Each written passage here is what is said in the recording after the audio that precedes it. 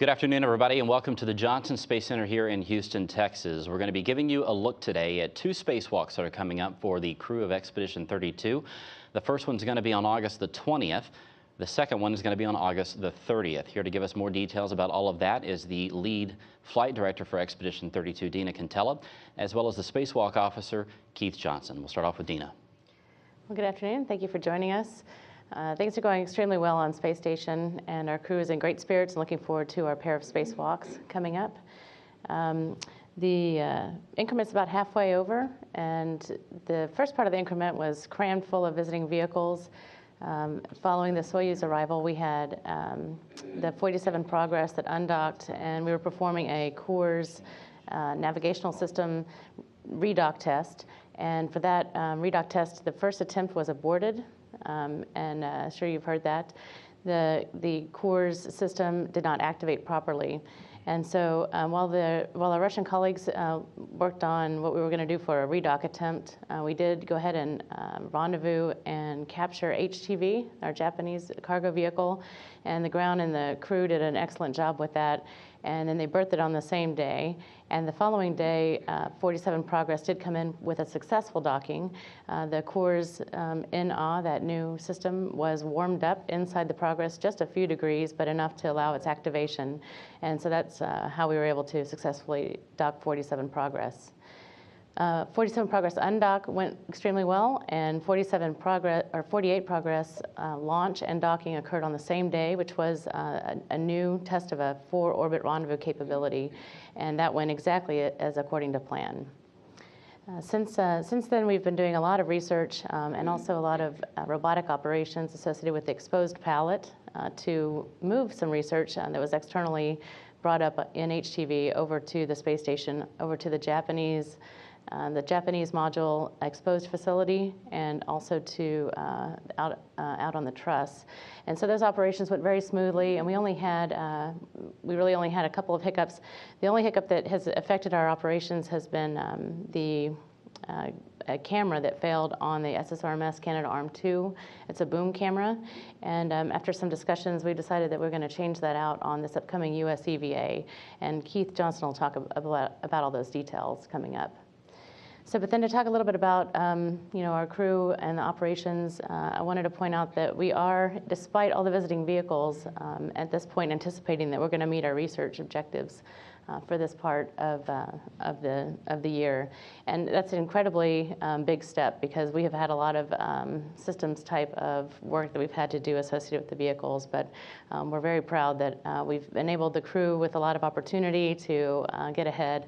The crew's been doing a great job, and I think as an example, we had a lot of ground control that was associated with the robotic ops, and this enabled the crew to focus on research and that sort of thing on board, while the ground did a lot of the robotic operations. So congratulations to our Japanese, Canadian, and Houston robotics folks for helping us with that.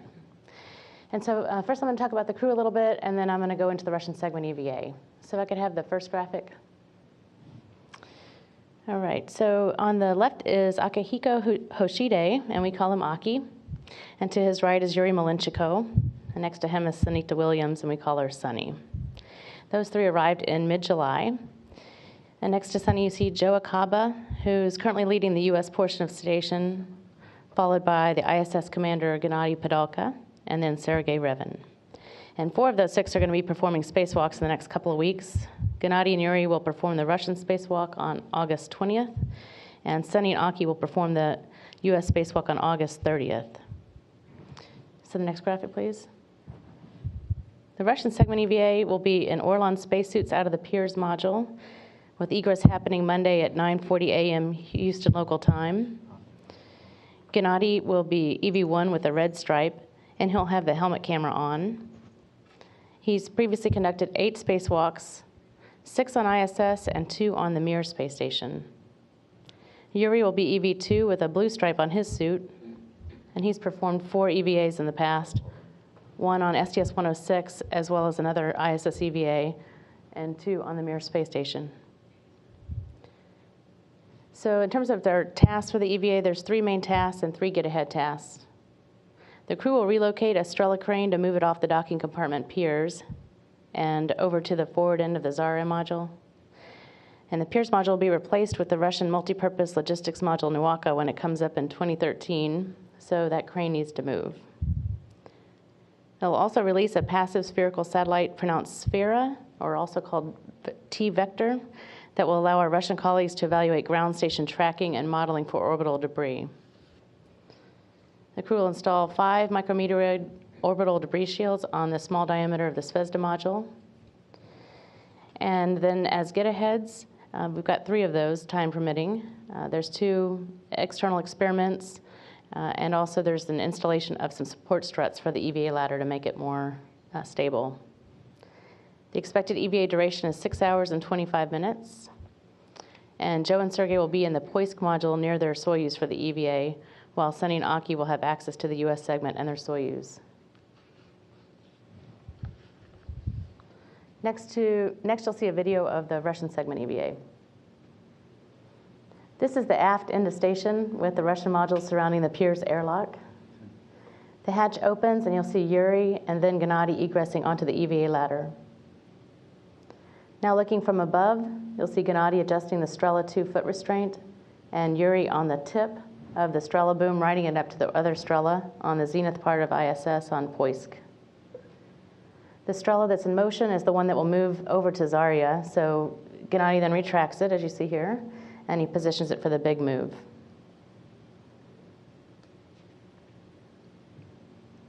Zooming in on Gennady, you can see him here. He's positioning an attached foot restraint for the relocation and stowage. At the top of the screen, you'll see Yuri adjusting his foot restraint so he can position the Strela on Poisk for its extension down to Gennady. So here's the positioning.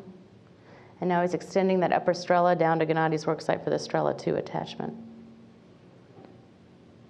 The flashing area points out where the 2 Strelas attach. And next you'll see Yuri making his way down the upper Strela boom to assist Gennady in releasing Strela 2 from its mounting location on Piers. And they work together to get it into a good position for the relocation. Here they're rotating Strela 2 so that it's in line with Strela 1, and that'll make it a more compact package on the end of the boom for the maneuver. So after everything's squared away, Yuri translates up to the base of the upper Strela so that he can manipulate the Strela mechanisms and begin the big relocation.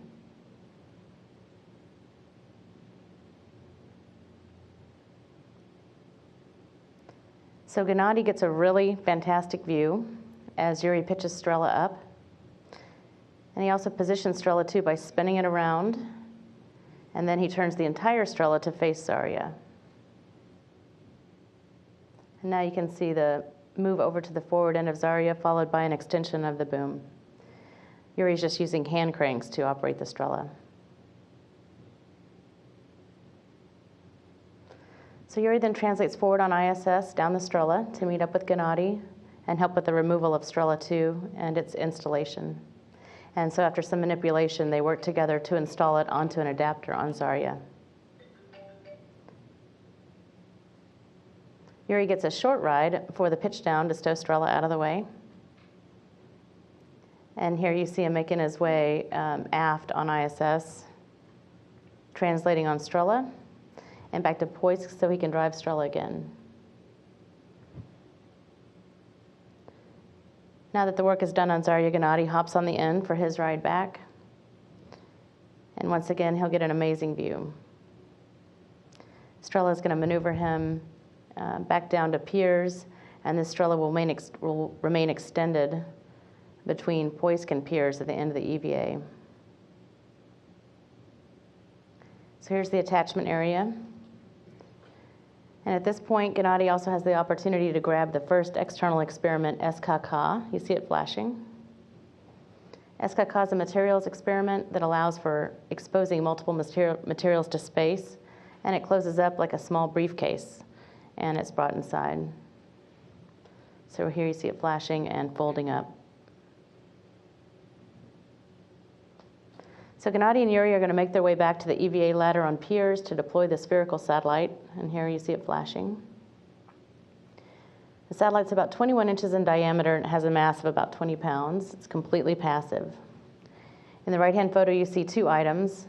There's a mock-up of the sphere and also a tool to the right that holds the sphere while the crew egresses the airlock and gets into position.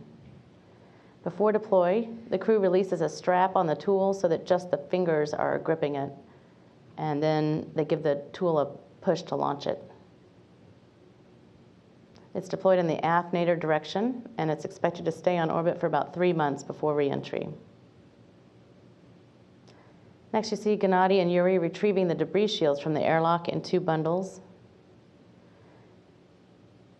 Here you can see the installation sites on this graphic. And there's a total of 5 shields. They're bundled in a package of 3 and a package of 2. The bundles get separated, and the shields attached to the handrails on the small diameter compartment of Zvezda. So in this video, you can see the 3 portside shield installation sites. These shields are similar in design as what we've previously installed on past EVAs. So next you can see the second external experiment that the crew may bring inside if they have time. This is called BioRisk, and it has experiments inside that have been exposed to space. This is a photo of the Piers module on the right with a close-up view showing the BioRisk containers. Here you see a get-ahead to install 2 struts on the EVA ladder, which should help for stability. And this equipment will later move to the new airlock on Nuaka. After that, Gennady and Yuri will ingress the piers, and we'll call it an EVA. So the only thing I wanted to add here is that for the lead ISS flight director for the Russian segment EVA, that will be Jerry Jason, and for the US EVA, that will be Ed Van Cise. And so with that, I'll pass it over to Keith Johnson, who'll describe US EVA 18. Thank you, Dina. Well, let's see, this is the first USA in over a year. The last EVA that was performed on Space Station by the US team was by Mike Fossum and Ron Guerin during the STS-135 mission back in July. Our first slide, we have pictures of our EV crew members. We've already mentioned that Sunny Williams is EV1 on this EVA. She'll have the red stripes on her suit. This will be her 5th EVA. She's done 4 so far during Expedition 14 and 15, totaling about 29 hours and 17 minutes of spacewalk time, so she'll be adding to that. Our EV2 for the upcoming EVA is Aki Hoshida. We call him Aki, and this is his first spacewalk. He will be the 3rd Japanese astronaut to do a spacewalk following Takao Doi and Suichi Noguchi. So let's see. Joe Akaba is the the arm operator for the EVA. Aki will be on the arm for the majority of the EVA. And then we have a ground-based IV crew member, which is Jack Fisher, and he's not done an EVA before, but he's helping out with the development of the EVA. I've got a slide that shows our list of tasks. The first thing we're doing on the EVA, and the main reason for going EVA, is the main bus switching unit number 1, removal and replacement. This particular box has failed in such a way that it's passing power, but it can no longer be switched. And in order to do future operations, we need to take that box out and put one in that allows us to do that. Another task that we're doing on the EVA is cable routing 2 primary and redundant power cables to the Russian multipurpose laboratory module that Dina referred to. We started on the US segment and run it over to the interface between the Russian and US segment. And then the Russians will later on run their half of that cabling. Just recently, we had a failure of one of the cameras on the SSRMS, the Boom B camera. This morning we had meetings with management, and we decided that this is the next highest priority. So that camera will be removed and replaced. As our get-aheads, and time permitting, the next task we have is a protective cover installation on the pressurized mating adapter 2, which is at the forward end of station, and we are covering it up so that we protect against micrometeoroid debris and keep it safe until we fly up a new docking system that's coming up, and then we'll take that cover off and install that in the future. We do have other camera problems that we're looking at. One of them is on the mobile base system, the mast camera, and in order to bring that home, we will be removing that camera, bringing it inside. Also, there is a camera problem on the Kibo exposed facility, and we will be, as a get-ahead, removing and replacing that if time permits. And finally, the Zarya Power Data Grapple fixture, the PDGF, has a potential for another wire that may cause problems, and we may send the crew over to pull that debris out.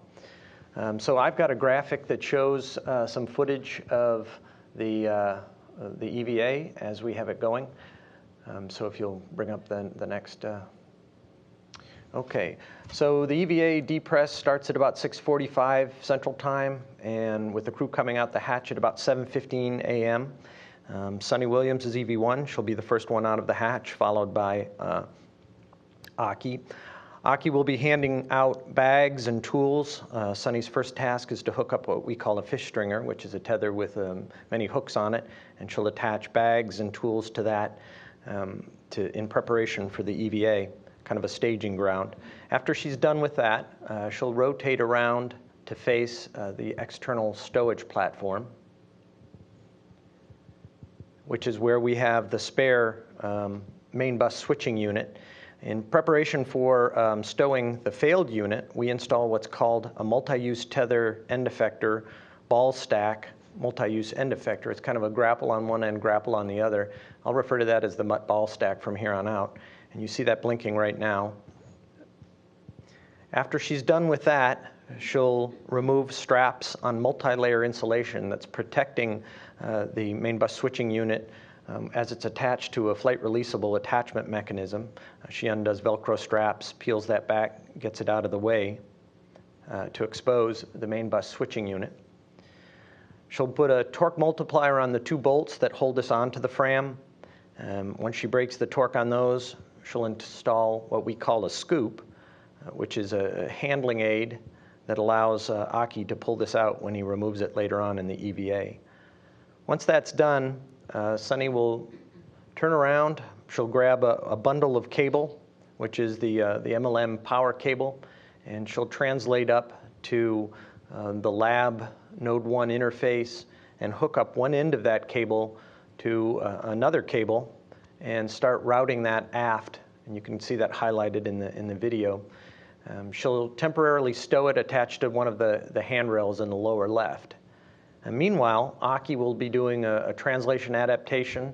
He'll take a bag with tools in it. He'll translate up to the S0 truss, phase 2 of the S0 truss. You'll see a handrail flashing in the graphic. He'll attach his tools in the bag to that handrail. And then he'll go over and he'll break torque on the failed main bus switching unit that you see over there to the left. After those, the torque is broken on both of those, he'll install scoops, which will provide him with a handling aid to therefore install an articulating portable foot restraint on the arm.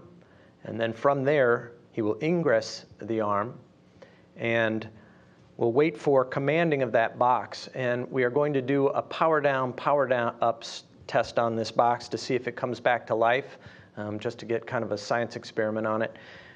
Once that's done, they'll power it down. He'll drive the bolts, and from there, he'll back away with the MBSU, and he'll start on what we call a joint automated or operator-commanded automated sequence, or JOCAS, which is a pre-programmed arm translation to head him back down. In the meantime, Sunny is going to take the other cable and go towards the interface between the Russian and the US segment and attach the second cable for the MLM to a handrail. And from there, she starts unwinding it and making her way nadir on space station around the PMA. She'll feed it underneath, and then she has to go and move the US crane out of the way. It currently is in the way of her translation path, so she'll get up and she'll do some manual maneuvering to get that out of the way. Then she heads back around and continues routing along Node 1 forward to the S0 truss, and you'll see that blink on the graphic here. She feeds it into the interior of the S0 truss. At that point, roughly, Aki will have made his way down to the external stowage platform 2. He'll take the failed MBSU that he just removed, and he'll temporarily stow it on the MUT end effector that I pointed out before. From there, he'll maneuver into the spare main bus switching unit. He'll drive the 2 bolts, lift it out. He'll ground call the arm back away from the structure, and then the arm will continue motion, and he'll start another JOCAS from this position back up for installation. Meanwhile, Sunny will be working on the S0 truss. And the next fun thing that she gets to do is pull back some MLI that's on phase 3 of S0. It opens up a location where she can climb inside the truss, and you can see the MLI peeled out of the way and the opening that she gets to go inside. Next, you see the graphic of her inside taking the cable bundle, routing along some interior handrails, and that comes over to a panel that's up inside. You'll see the connector flashing. She gets herself into position. This was launched with some strings holding the bales in place. You can see those 3 white strings. She will cut those with scissors, throw the bale in the center, take that cap off, and then connect the cable at that point. When she's done with that, she'll clean up the worksite, cover the MLI, and then she'll go over and provide a set of eyes for Aki installing the spare main bus switching unit onto the S0 truss. He puts that into position, and he drives the 2 bolts, and then Sunny gets to leave and go do other work while he cleans up the worksite. One of the get-aheads that we have for a task, if we're ahead, is the MBS mass camera. We'll have Aki fly up to that position. It's a single bolt to remove that camera.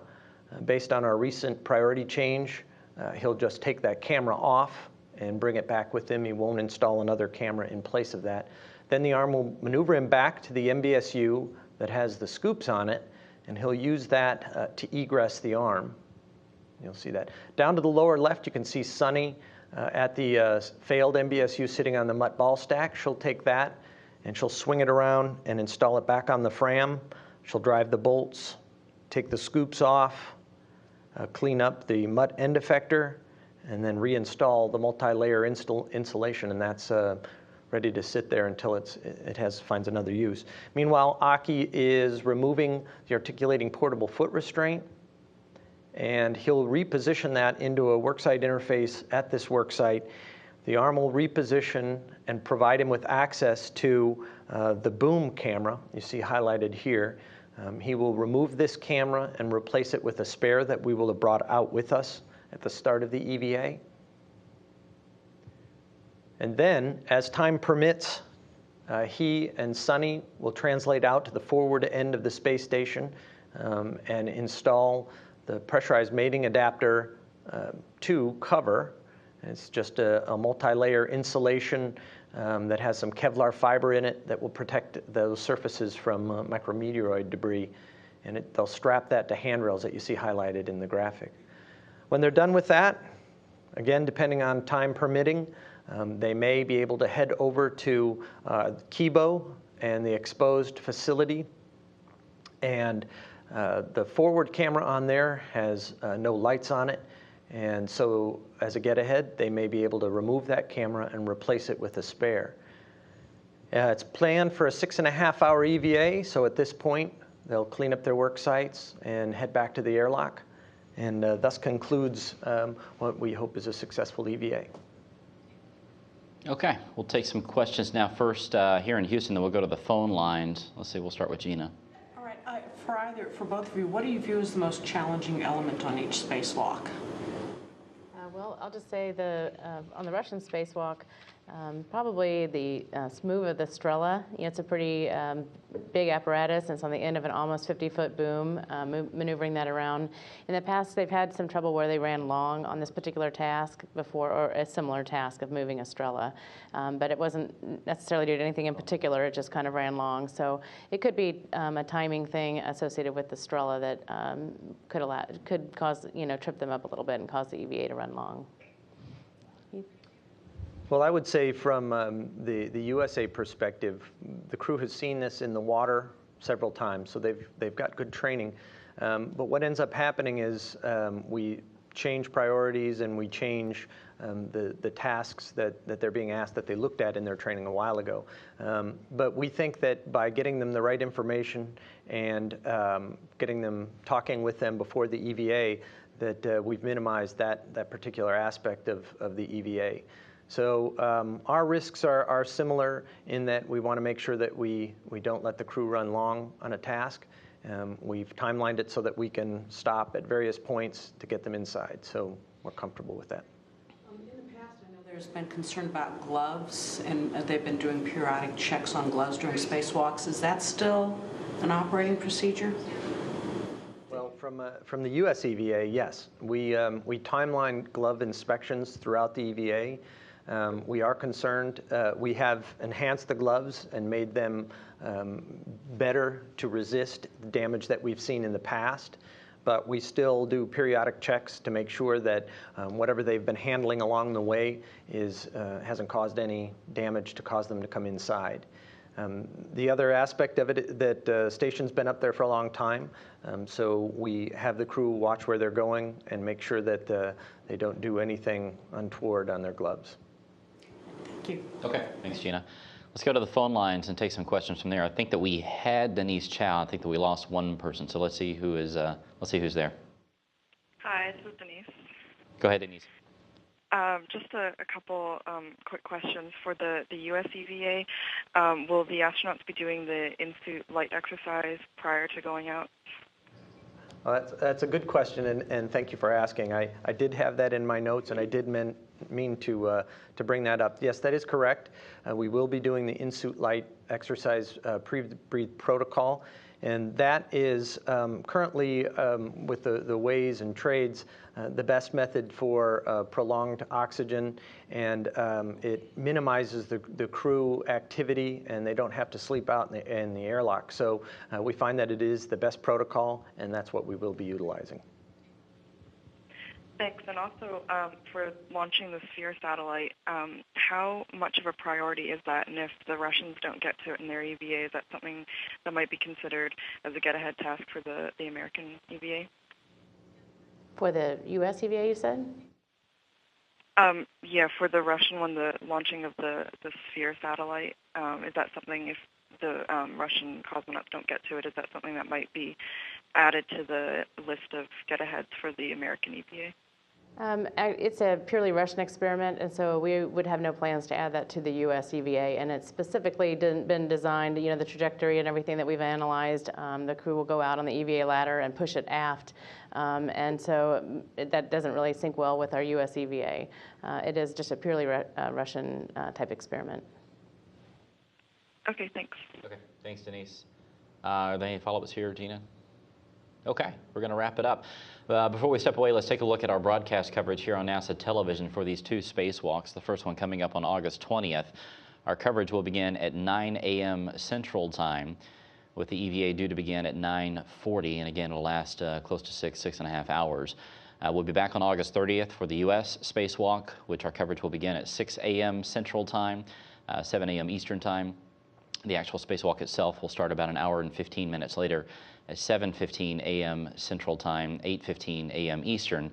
And again, that will last about 6.5 hours. For the latest, just log on to the NASA website at www.nasa.gov/station. Thanks for being with us.